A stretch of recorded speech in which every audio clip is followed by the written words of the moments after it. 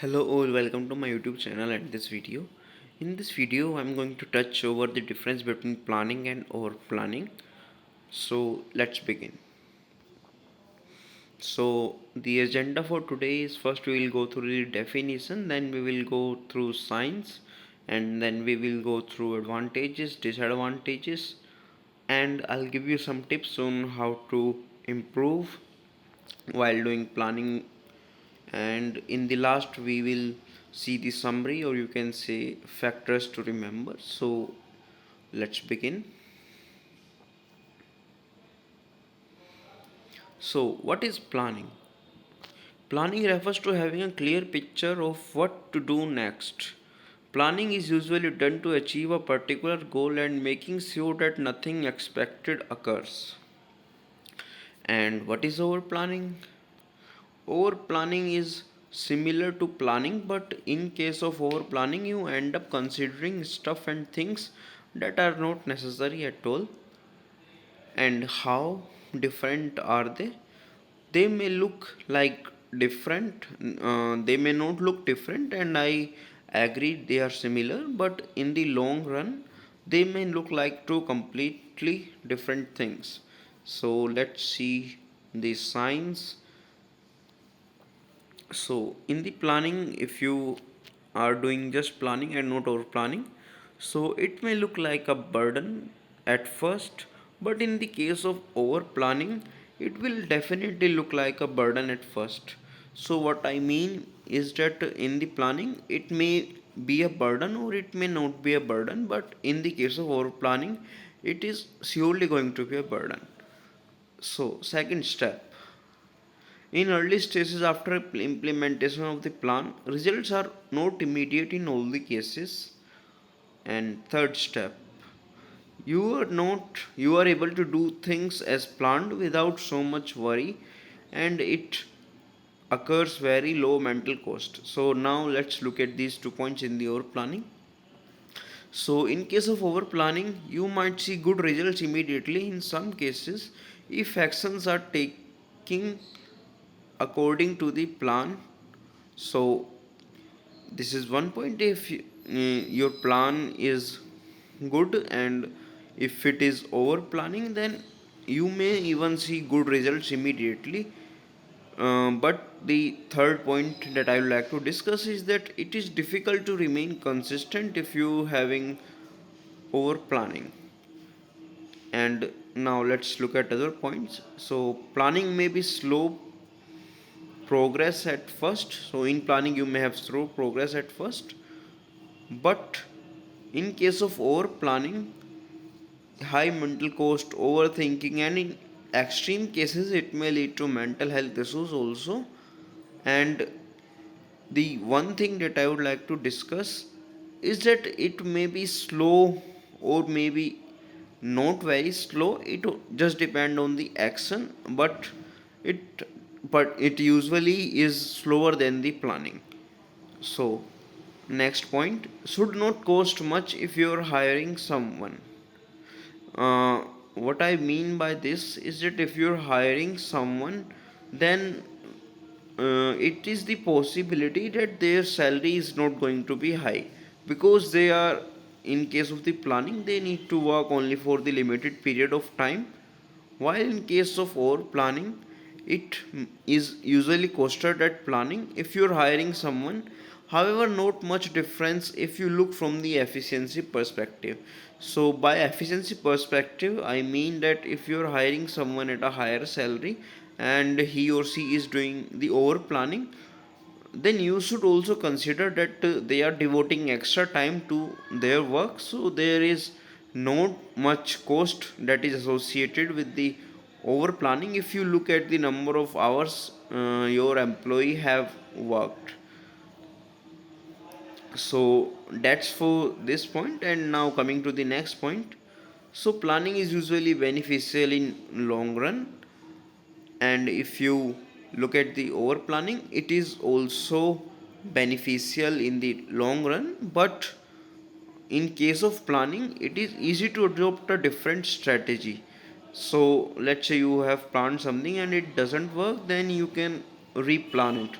But if you're having that over planning kind of thing. So if you want to change this strategy, it is going to cost you a lot because you have done the over planning, and you need to do all the groundwork again. And if you're doing over planning again, and let's say you want to change your strategy one more time, then it is definitely going to cost you a lot of time. So let's go to the advantages. So first we will see the advantages of planning. So it is easy to change the plan if current one has failed. No harmful effects on mental health. May lead to happiness is every if everything goes well. Strategy improvement isn't much costly. We have already discussed these points. And now, in case of over planning, the advantages are that very less need to change the strategy if planned well and conditions are optimum. So what I mean is that if you have laid down a perfect plan and it has some over planning, so let's say you're planning too much for future, let's say 5 years from now and other things. So if everything goes well, then you do not need to worry about improving your plan because you have already done all the groundwork. I'm not saying in the planning you cannot do all the groundwork, but in over planning you just take the extreme cases and you kind of worry so much about the goal and how you going to make the progress. So that is the major thing that I wanted to highlight. So moving to the next point, it is cost effective if you do not need to refine the strategy. So let's take an example, like in planning, let's say you are hiring someone for, let's say, 1 month, because you think you want to be needing them in after the 1 month, and after they have worked for 1 month they just leave, and now other tasks have come and you need to rehire again. So rehiring will going to cost you more. So that's why I am saying like it is cost effective if you do not have to refine this strategy, but for that you need to have a perfect plan.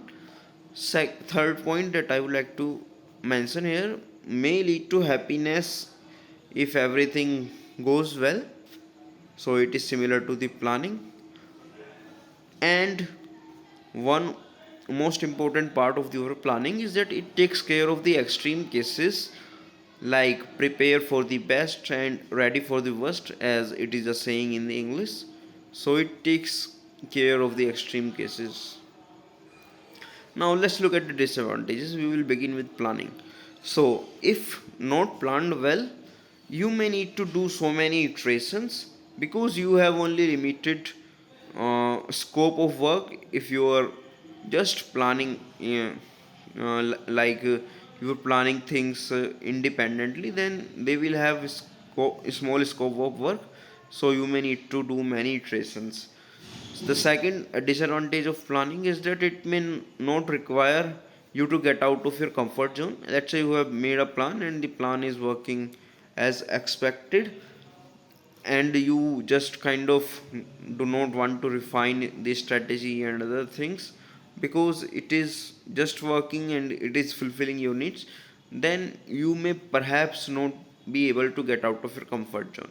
So now let's look at the over planning. So tedious tasks can be really frustrating if a strategy doesn't work because you have put in the whole effort in building the plan, especially in the case of over planning. So it can be really frustrating if the outcomes are not as expected. And strategy refinement isn't easy, we have discussed it earlier. May make you more focused on cause and effect type of thinking, so it has the potential to change your thinking. Very less chances that you need to use worst or best case plans. So in the previous slides we have talked about the extreme cases. So most of the time you won't be using those worst or the best case scenarios, I mean the extreme cases. So it is usually useless. So moving to the next thing, yeah, so it may make you it may prevent you from taking action, especially if you are a pessimistic. So let's say you are planning to start a business and you will take in consideration all the negative things that can happen, like competition is there, raw material availability is there, marketing is there. So if you are overthinking these kind of things and you are pessimistic, what it means is that you are looking at the negative things. So over planning may prevent you from taking action, that you plan and then plan again and again in over planning, and then you finally decide, yeah, it's not worth, then you won't even get started. And moving to the next, here I'll give you some tips on how you can improve. So try to be more inclined towards planning and avoid over planning unless it is not a must. First point. Second point is stop considering things that you don't have any control over. So, for example, let's say it is solar eclipse now, and you say it must have been sunny now. But solar eclipse is a universal and natural phenomena. Then you just cannot change it unless you have some kind of superpower. And moving to the next point, in which I'm going to tell you how you can avoid over planning. So stop considering things that have very low probability of occurrence. Example, if you think like, if I win the lottery today, I will buy sports car tomorrow, then I will buy a mansion the next day after tomorrow. So you are just planning about the things that have very less probability of happening.